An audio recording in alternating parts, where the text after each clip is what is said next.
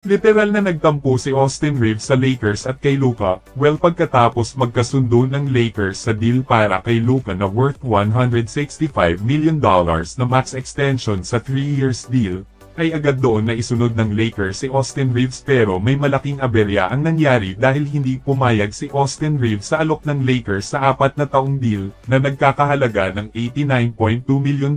na maximum na extension ng kontrata. Masisira pa yata ang Big 3 ng Lakers sa susunod na season, kasunod doon ay nilinaw naman ni Austin Reeves na wala siyang balak na iwan ang Lakers at gusto pa rin niya dito maglaro, hindi ibig sabihin na tinanggihan niya ay hindi na siya maglalaro, sadyang gusto lang talaga ni Austin Reeves ang malaking sahod. May report na makatanggap si Austin Reeves ng $30 million taon-taon kapag siya ay naging unrestricted free agent sa susunod na season kapag tuluyan na siyang aalis sa Lakers. Nakasalalay kay Austin Reeves mga kamay ang kanyang kapalaran sa NBA kung magpapatuloy ba sa Lakers o hihintayin ang malaking pera sa mas susunod na season.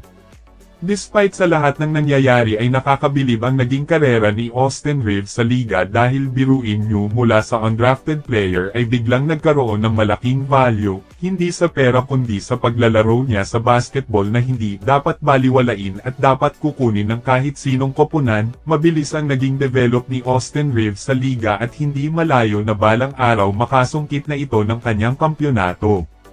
Last season hindi pa rin dapat kailangan baliwalain si Reeves dahil patuloy itong namulaklak sa liga na may average game na 20.2 points at 4.5 rebounds at 5.8 assists per game, na merong 46% sa field at 37% naman mula sa 3-point area sa kanyang 73 games para sa Lakers.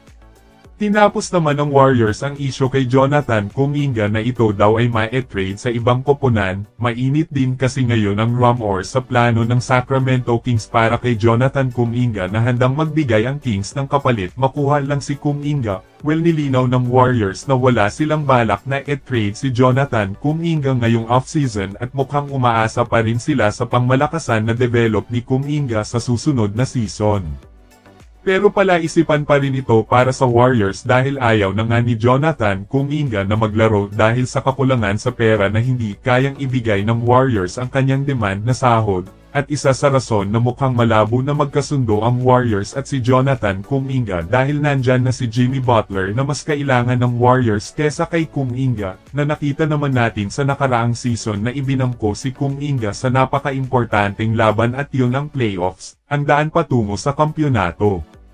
Ayon sa report magkasundo di umano ang Warriors at si Jonathan Kuminga sa 1 taon lamang, at sa 1 taon na yun dapat nang ipakita ni Jonathan Kuminga na karapat-dapat siyang bigyan ng hinihingi niya na sahod.